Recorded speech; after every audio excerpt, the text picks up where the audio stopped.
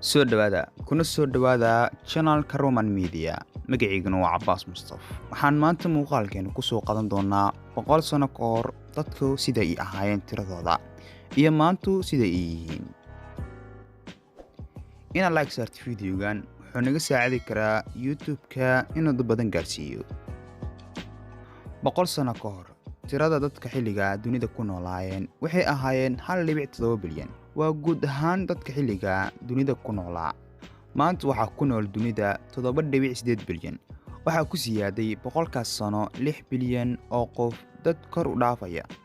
sida cilmi baaristu ay sheegeen muddo 200 sano ay ku qaadatay tirada dadka dunida inay gaaraan 1 bilyan halkay ku qaadatay ilaa 200 sano oo kaliya inay gaaraan dadku 7.8 bilyan konton boqolkiiba dunida dadka ku nool waxay ku nool yihiin 7 dal ee ugu horeysa China iyo Hindiya oo kaliya ay ku nool yihiin 37 boqolkiiba bulshada caalamka taasoo ka dhigaysa in shantii qof ee dunida ku nool oo yahay midkood Chinese sidoo kale 60 qofna midkood oo yahay Indian sanad walba way sii kordhaysaa tirada dadka dunida sanad walba ilaa 130 milyan oo cunug ayaa dhasha taasoo ka dhigayso in daqiiqad kasto 250 cunug ee dunida ku soo biiraan Nigeria ayaa ah dalka ugu koriimaha bulshada badan caalamka maanta waa dalka Afrika ugu dadka badan ahna dalka toddobaad ee caalamka balse sanadaha soo socda waxa la rajeynayaa inuu soo galo booska saddexaad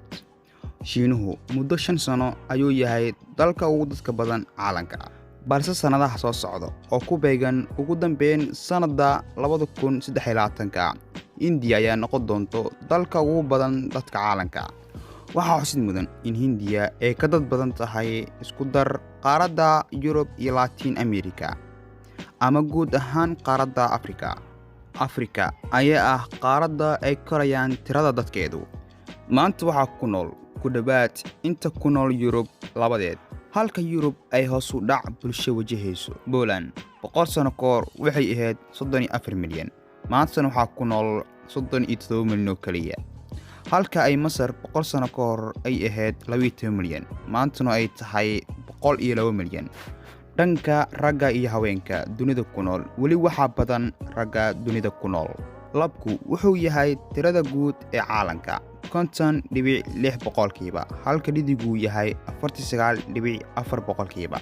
wadamada Shiinaha iyo Hindiya ayaa hogaamiya dalalka ay ku nool yihiin ragga ugu badan sidoo kale wadamada Jasiiradda Carabta ayaa hogaamiya wadamada cililis ahaan raggu ugu badan ay ku nool yihiin dalka yar ee Qatar ayaa ah dalka cililis ahaan ragga ugu badan ee ku nool yihiin 76 boqolkiiba tirada bulshada reer Qatar waa rag taasoo ka dhigaysa in haweenku ay yihiin kaliya 24 boqolkiiba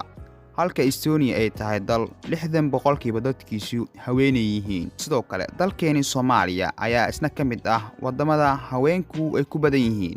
Niger ayaa noqotay dal cililis ahaan dhalinyarada ugu badan ku nool yihiin dalka reer Niger 50 boqolkiiba waxay ka hooseeyaan da'dooda 15 sano